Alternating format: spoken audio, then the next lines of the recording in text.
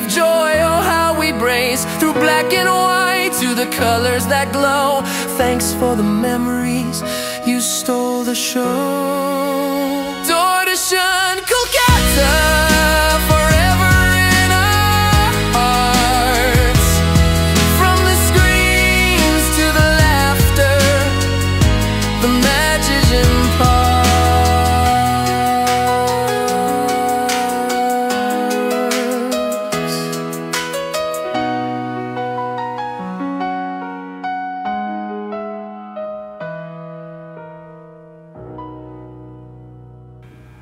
দেখতে দেখতে কলকাতায় টেলিভিশনের 50 বছর হয়ে গেল। 9th অগস্ট 1975 টেলিভিশন এসেছিল কলকাতায়। আমি বহুদিন থেকে আমাদের কিছু স্মৃতিচারণ করার ইচ্ছে ছিল, সেগুলো আস্তে আস্তে কালেক্ট করছিলাম। আজকে এই প্রোমো এপিসোড বা প্রথম এপিসোড যাই বলুন আপনি, সেটা আমি তাদেরই উৎসর্গ করতে চাই যারা হয় আমাদের মধ্যে আর নেই, নয় যাদের এখন খুঁজে পাওয়া যাচ্ছে না, মানে খোঁজ পাওয়া যাচ্ছে না। আমি প্রথমে শুরু করি, আমি কিন্তু পুরো নাম বলবো না, হয় প্রথম ফার্স্ট নেম বলবো বা সার নেম বলবো। প্রথমে বলি, আচার্য বলে একজন সাউন্ড রেকর্ডিস্ট ছিল। 1975 আগে, মানে ইনগুরেশনের আগে, মার্বেল প্যালেসে পণ্ডিত রবিশঙ্কর বাজাবেন সারা রাত। তখন বম্বে দূরদর্শন থেকে একজন ক্যামেরাম্যান এসেছিল কুন্টে বলে। সে একটা NPR মানে নয়েজলেস প্রফেশনাল রিফ্লেক্স ক্যামেরা, যেটা 400 fit role at a time যেতে পারে। তখন 16 মিলিমিটারের শুটিং হতো, মানে 10 minute at a time shooting করতে পারবে। আর আমি গিয়েছিলাম বিমানদার সঙ্গে। বিমান লম্বা ক্যামেরাম্যান, তো ওর একটা ACL ক্যামেরা ছিল যেটা 100 ফিট করে শুটিং করতে পারত। আমার কাজ ছিল হচ্ছে কাটওয়ে তোলা, ইনসার্ট তোলা, সাইড থেকে তোলা, অডিয়েন্স তোলা, এইসব কাজ ছিল আমার। সারা রাত শুটিং হয়েছে, আমরা ভোরবেলা ফিরে এসেছি। ফিরে এসে আমি বাড়ি চলে এসেছি। সকাল 10:30-11টার সময় অফিসে গেছি। মিস্টার গার্গ, যিনি এটা প্রডিউস করছিলেন, উনি আমার ডেকে বললেন, অভিজিৎ ये 1/4 इंच टेप ले जाओ और ट्रांसफ़र कर लो। तो 6টা 1/4 इंच टेप, 5 इंची स्पूल, 6টা টেপ, ওপরে সুন্দর করে লেখা Pandit Ravishankar at marble palace, tape 1, tape 2, tape 3 এসব করে লেখা রয়েছে। তখন এই 1/4 इंच টেপ থেকে 16 মিলিমিটার মানে সেপারেট ম্যাগনেটিক টেপে ট্রান্সফার করতে হতো। তারপরে সেটাকে 16 মিলিমিটার ফিলের সঙ্গে সিঙ্ক করে এডিটিং করতে হতো। তা আমি গেছি টেপ ট্রান্সফার করতে। প্রথম টেপটা চালিয়েছি, কিছু সাউন্ড পাচ্ছি না, কি হলো? দ্বিতীয় টেপটা চালালাম, কোনো সাউন্ড পাচ্ছি না। তৃতীয় টেপটা চালালাম, কোনো সাউন্ড পাচ্ছি না। করতে করতে যখন লাস্ট স্টেপে এসেছি, তখন দেখে নিচে একটা কাগজ রাখা রয়েছে, তাতে লেখা রয়েছে রেকর্ডেড, সাউন্ড অফ সাইলেন্স, আর নিচে সই করা আচার্য। আমি মিস্টার গার্গকে গিয়ে বললাম, বললো ও আয়া হ্যাঁ, একদম না, ও এখন 2-3 দিন আসবে না। ওই রাসবিহারী মোড়ে মেলোডি আছে, সেখানে গিয়ে লাকিলি যে রাগ উনি বাজিয়েছিলেন সেই রাগেরই একটা LP রেকর্ড পাওয়া গেল। সেইটা থেকে সাউন্ড ট্রান্সফার করে নিয়ে এসে তারপরে এটা মৃন্ময় বোধহয় এডিটিং করেছিল, মৃন্ময়ও আজকে নেই, সেই এডিটিং করা হলো। মোস্টলি সামনের থেকে শট না নিয়ে পেছন থেকে, সাইড থেকে, অডিয়েন্স দিয়ে সেটা একবারই টেলিকাস্ট হয়েছিল, তারপর সেটা ফেলে দেওয়া হলো। এই হচ্ছে আচার্য। আচার্যর অনেক গল্প আছে, অসম্ভব ভালো রেকর্ড এসেছিল, বিশেষ করে মিউজিক্যাল প্রোগ্রাম অসম্ভব ভালো করতো। যাই হোক, ওরা একটা গল্প আছে। 1977 সাল, জ্যোতিবাবু চিফ মিনিস্টার হয়েছেন। আমি বিমানদার আচার্য গেছি রাইটার্স বিল্ডিংয়ে। এনপিআর ক্যামেরা নিয়ে 2-3টে রোল নিয়ে যে একটা 20 মিনিট থেকে আধ ঘন্টার একটা ইন্টারভিউ করবো ওনার। তো ইন্টারভিউ সুন্দর করে হয়ে গেছে। ইন্টারভিউর পরে আচার্য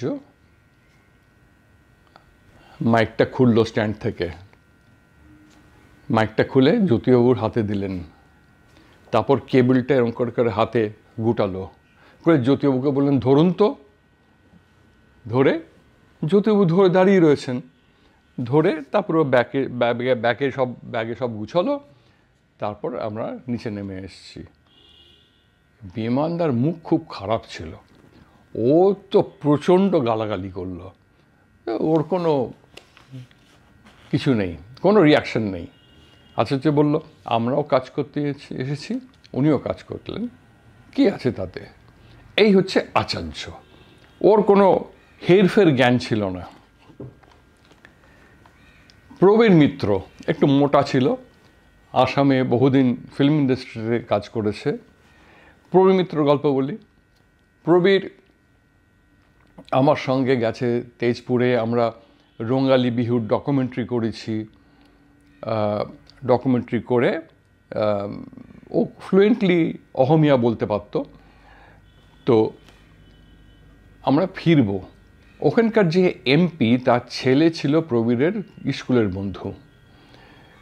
তো আমরা ফিরব, জোরহাট থেকে প্লেন ধরব।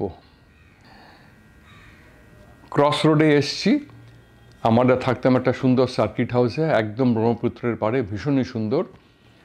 ক্রস রোডে এসছি, এসে গাড়িটা জাস্ট করে ও বললো দাদু গাড়ি থামা। দাদু গাড়ি চালাচ্ছিল, মানে এমপির ছেলে। আমাদের বললো তুইও নাম, দাদুকেও নামালো, আমাকে বললো 10 টাকা দে তো। আমি কী করবি 10 টাকা নিয়ে? বলে দে না, আমি কলকাতায় গিয়ে তোকে দিয়ে দেবো।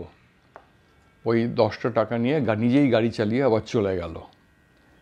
কিছুক্ষণ পরেই চলে এলো, বোধহয় 5-6 মিনিটের মধ্যেই আবার চলে এলো।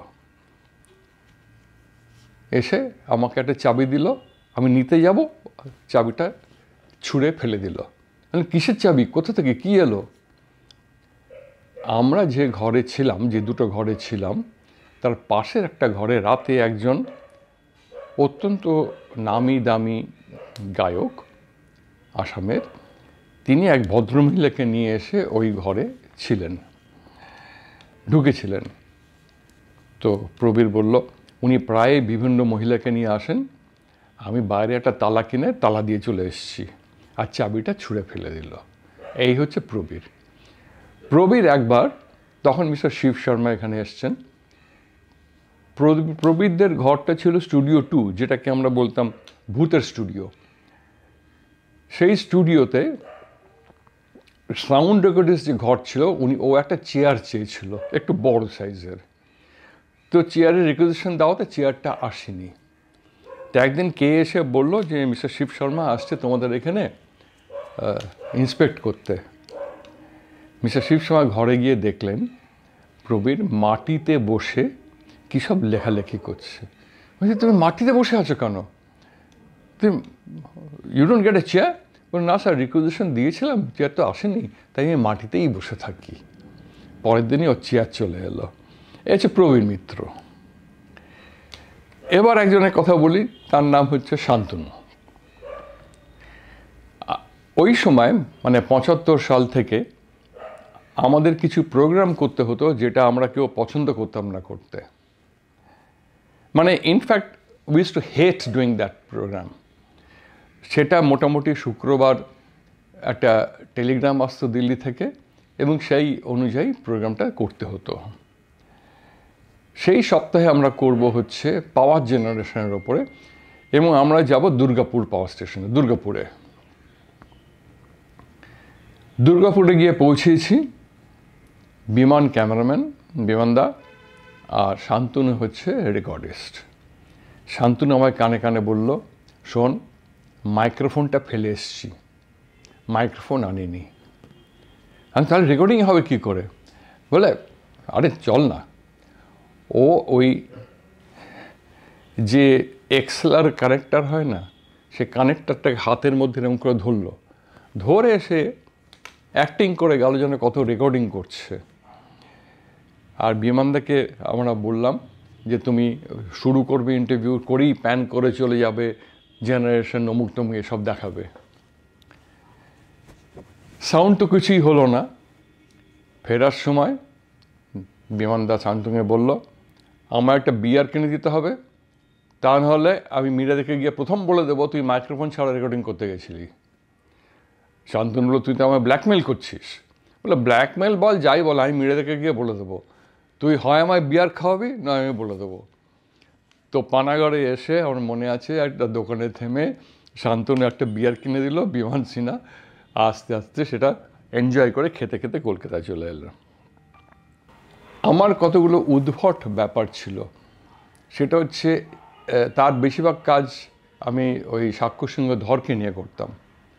প্রীতিশ নন্দীর ওপর একটা অনুষ্ঠান করব, প্রোগ্রাম করব। তাই আমি প্রীতিশকে বললাম, আমি ফর্মাল প্রোগ্রাম করব না, তুমি আনইউজুয়াল আমিও আনইউজুয়াল অ্যাঙ্গেলে শুটিং করব। তোকে চিড়িয়াখানায় নিয়ে গিয়ে একটা চিড়িয়াখানার স্ল্যাবে শুয়ে তার উপরে ক্যামেরা রেখে ওপর থেকে শুটিং করে ওর সঙ্গে কথাবার্তা বলে শুটিং করেছিলাম। গাড়ির লাগেজ বুটে ওকে ঢুকিয়ে ট্র্যাক করে শুটিং করেছিলাম। প্রীতিশও খুব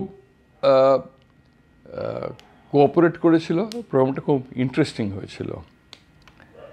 স্যার এডমন্ড হিলারি যেদিন ইয়েতি এক্সপেডিশন থেকে ফিরেছে সেই দিনই আমি ডেসমন্ড ডাঙ্গের বাড়িতে গিয়ে ওনার সঙ্গে দেখা করেছি এবং ডেসমন্ড ডাঙ্গকে রিকোয়েস্ট করাতে উনি রাজি হলেন আর ওনাকে ইন্টারভিউ করতে। দুজনে তো বন্ধু। তো লম্বা একটা ইন্টারভিউ হলো, সেটা তো বিমান ছিল ক্যামেরায়। সেই ইন্টারভিউর পরে আমরা সারা রাত এডিটিং করেছিলাম। পরের দিন সকালে যখন মিটিং হচ্ছে আমাদের, তখন পড়া হচ্ছে কোনগুলো প্রেসে গেছে, কোনগুলো প্রোমো হবে, কোনগুলো হাইলাইট হবে, কোনগুলো কি হবে। আমি বললাম, আমার প্রোগ্রামটা যাবে না, তার বদলে একটা অন্য প্রোগ্রাম যাবে। অবিনাশ দা ছিলেন, উনি লাফিয়ে উঠলেন, তোর যত সবসময় লাস্ট মোমেন্টে আমি প্রেসে পাঠিয়ে দিয়েছি, তুই কেন এরকম করছিস। মীরা দিয়ে আমার দিকে তাকাচ্ছেন, শিপ্রা দিয়ে আমার দিকে তাকাচ্ছেন। আমি ইশারা করে বললাম পরে বলবো। তারপরে মীরাদির ঘরে গিয়ে বললাম, এক্সক্লুসিভ একটা ইন্টারভিউ হয়েছে স্যার এডমন্ড হিলারির, I too believe in yeti বলে। উনি তো দারুণ খুশি, বললেন কতক্ষণে জানেন, 40 মিনিট। উনি পুরো প্রোগ্রাম রিশিডিউল করে সেই দিন বিকেলেই সেটা শিডিউল করলেন। এই শুরুতে আমরা যেসব কাজ করেছি সেগুলো ভাবা যায় না। আমি যেহেতু কলকাতার ছিলাম, সেহেতু একটা ধারণা ছিল দিল্লির যে আমিও বোধহয় কমিউনিস্ট, যার জন্য বেশিরভাগ কমিউনিস্ট কান্ট্রিতে আমাকে পাঠানো হতো। তো স্পেস ব্রিজ প্রোগ্রাম হচ্ছে ইউএসএসআর আর ইন্ডিয়ার মধ্যে। দিল্লির থেকে একটা হয়ে গেছে, বম্বের থেকে একটা হয়ে গেছে, এবার কলকাতার পালা। তফাৎ একটাই, ওই দুটো স্পেস ব্রিজ প্রোগ্রাম এডিট করে পরে দেখানো হয়েছে। কলকাতারটা হচ্ছে first live space bridge program, যেটা লাইভ দেখানো হবে দুটো দেশেই। সেটা কার সঙ্গে? কলকাতার টুইন সিটি ওডেসা। এখন তো ইউক্রেন আর রাশিয়া নিয়ে রোজ খবরের কাগজে বেরোচ্ছে কিছু। সেই ওডেসার সঙ্গে কলকাতার লাইভ স্পেস ব্রিজ প্রোগ্রাম। তা আমি গেছি মস্কোতে গিয়ে মিটিং হবে। মিটিংয়ে ওডেসার প্রডিউসার এলো না। পরে জানিয়েছিল যে ও যদি ওডেসা আসতে চায় আসতে পারে, কিন্তু আমি মস্কো যাব না। আমি বলছি 1988-এর কথা, তখনই কিন্তু ওডেসা থেকে প্রডিউসার মস্কোতে আসবে না। যাই হোক, 7-10 দিন থেকে আমি ফিরে এলাম, কিছুই হলো না। পরে তখন তো এই ইমেলের যুগ ছিল না, টেলেক্সের যুগ ছিল। সে প্রায় 7-8 পাতা লম্বা, সজল নন্দী বলেছিল, সজলকে দিয়ে টাইপ করিয়ে 7-8 পাতার কি পরে কোনটার পরে কি হবে করে টেলেক্স পাঠালাম ওডেসাতে। এইবার যেদিন লাইভ হবে সেই দিন সকালে একটা অর্ডার বেরিয়েছে দূরদর্শন থেকে যে ফ্লোরে সবাইকে টাই পরে যেতে হবে। তো ওয়ার্ড্রপ সেকশন টাই কিনেছে, কিন্তু টাইটা পরিয়ে দেবে কে, এতজনকে টাই পরাবে কে, এই ভারটা আমার উপর পড়লো। তো একজন একজন করে আসছে, আমি তাদের টাই পরিয়ে দিচ্ছি। এই টাই পরাতে পরাতে 18 না 19 জনকে টাই পরানোর পরে আমি গিয়ে ভ্যানে বসলাম, কারণ এই প্রোডাকশনটা ভ্যান থেকে হয়েছিল, স্টুডিওর পিসিআর থেকে হয়নি। তো এই যে প্রোগ্রামটা হলো, এটা হচ্ছে ফার্স্ট লাইভ প্রোগ্রাম, এবং এইটাতে ইন্টারেস্টিংলি দ্য টাইটেল সংটা আনন্দ শঙ্কর কম্পোজ করেছিল এবং আশা ভোঁসলে সেটা গেয়েছিলেন। এবং সল্ট লেক স্টেডিয়ামে আমরা প্রায় 500 ছেলে মেয়েকে নিয়ে একটা ফরমেশন করিয়ে ক্যালকাটা ওয়েলকামস ওডেসা এটা তৈরি করেছিলাম। এই যেসব প্রোগ্রাম হয়েছে, কমপ্লিকেটেড প্রোগ্রাম, যেটা লাইভ টেলিকাস্ট হয়েছে দুটো দেশের মধ্যে, এক্সচেঞ্জ হচ্ছে স্যাটেলাইটের মাধ্যমে, এই ধরনের কমপ্লিকেটেড প্রোগ্রামও কিন্তু কলকাতায় প্রথমে হয়েছে। সুতরাং কলকাতার কৃতিত্ব যে কেবলমাত্র এশিয়ান গেমসে বা কয়েকটা অ্যাওয়ার্ডে তা না, প্রচুর লাইভের ক্ষেত্রেও কিন্তু কলকাতার অনেক কৃতিত্ব আছে, অনেক ল্যান্ডমার্ক আছে। আরেকটা ঘটনা বলি, তখন আমরা দুজন মাত্র নিউজ প্রডিউসার, আমি আর ইন্দ্রজিৎ ফানি। তো আমাদেরই সকালে বেরোতে হতো রিপোর্টিংয়ে, এবং তারপরে রাতে এসে আমাদের নিউজটা প্রডিউস করতে হতো। পরের দিন ইলেকশন, আগের দিনের কথা বলছি, চিফ ইলেকশন কমিশনার এসছেন রাইটার্স বিল্ডিংয়ে, রোটান্ডায়। আমি পৌঁছে গেছি সেখানে। আমার প্রবলেম হচ্ছে, আমার গা থেকে তখনও স্টেটসম্যানের গন্ধটা পুরোটা বের হয়নি। আমি চিফ ইলেকশন কমিশনারকে গিয়ে প্রশ্ন করলাম, sir, what do you think of rigging? তো উনি বললেন, there has been rigging in the past and there will be rigging this time too. এইবার চিফ ইলেকশন কমিশনার এরকম একটা কথা বলে গেছেন যে আগামীকাল রিগিং হবে, আগের দিন রাতে সেটা টেলিকাস্ট হবে কি হবে না, এই ডিসিশনটা কেউ নিতে পারছে না। মীরাদি বাড়ি চলে গেছেন। আমাদের নিউজ এডিটর আমাকে ধমক দিয়ে বললেন যে, এইসব প্রশ্ন করতে কে বলেছিল তোমাকে, যাও তুমি দিল্লিকে জিজ্ঞেস করো, আমি যাই না। দিল্লিতে ফোন করলাম মিস্টার শশীকান্ত কাপুরকে, উনি ডিডিজি ছিলেন নিউজের, উনি বাড়ি চলে গেছেন। কে থাকে রাত 8:30টার পরে? যাই হোক, 9:20 নিউজ, 9:21 হয়ে গেছে, আমি এডিট করে বসে রয়েছি। আমি নিউজ প্রডিউসার, কি করব বুঝতে পারছি না। ভ্যান থেকে দৌড়তে এসে বললো, ফিলার চলছে, শুরু কর। আমি মাথা চুলকোতে গিয়ে আমি ওই আইটেমটা দিয়েই নিউজ শুরু করলাম। আমি জানি না পরের দিন কি হবে এটার রিয়াকশন। তারপর নিউজ হয়ে যাওয়ার পরে এসে আমি ঘরে বসে রয়েছি, এমন সময় মিস্টার শশীকান্ত কাপুর ফোন করলেন। ফোন এলো, বলে কী হয়েছে? আমি বললাম, মানে তুমি কি করেছো? আমি ইয়ারে নিয়েছি অ্যাজ এ লিড আইটেম। বেশ করেছো, গো হোম। এই ধরনের সাপোর্ট আমরা পেয়েছি বলেই বোধহয় আমাদের সাহস ছিল অনেক কিছু করার। টেনিস খেলাতে তখন ফিল্মে কাভারেজ হচ্ছে, আমি একদিকে, বিশ্বনাথ দাস আরেক দিকে, দুজনে কাভার করছি। কাভার করার পরে সেদিন ইন্ডিয়া জিতেছিল এবং আমাদের ফিরতে রাত 9টা হয়ে গেছে। তারপরে ফিল্ম প্রসেসিং হবে, সাউন্ড ট্রান্সফার হবে, এডিটিং হবে, তারপরে দেখানো হবে। আর 9:30টায় মানে নর্মাল টেলিকাস্টের পরে এটা শিডিউল করা হয়েছে টেলিকাস্টের জন্য। নরেশ কুমার হচ্ছে প্রেজেন্টার।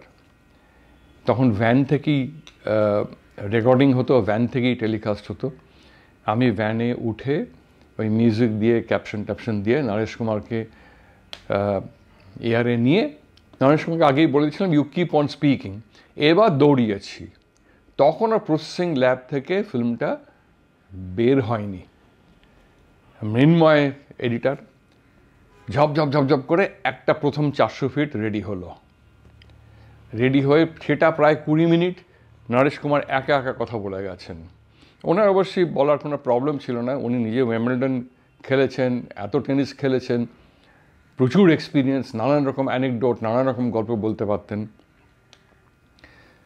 প্রথম ফিল্ম নিয়ে আমি টেলিসিনে দিয়ে ভ্যানে এসেছি, এবার টেলিকাস্ট করবো বলে ভ্যানের দরজা বন্ধ হয়ে গেছে, লক হয়ে গেছে। তখন আমাদের একজন টেকনিক্যাল ডাইরেক্টর ছিলেন এস হরি বলে, এস হরিও আজকে আর নেই, অসাধারণ। ও তখন বলল যে ব্রেক দ্য লক, সেই লকটাও ভাঙা যাচ্ছে না, এটা জার্মান ওবি ভ্যান ছিল। তার পেছনে একটা 1 টন না 2 টনের একটা এসি ছিল ভ্যানের পেছনে, সেই এসি ভ্যানটা ভেতর থেকে, এসি মেশিনটাকে ভেতর থেকে টেনে বার করলো, সেই এসির খোপ দিয়ে আমি ভেতরে ঢুকে প্রোডাকশন করলাম। এরকম অনেক অজস্র ঘটনা আছে, এগুলো বলতে গেলে কোনো শেষ হবে না। এবং আমি মনে করি আমাদের যে সেই সময় আমাদের যা করেছি, যেমন হেসেছি, যেমন কষ্ট করেছি, তেমন আনন্দও পেয়েছি।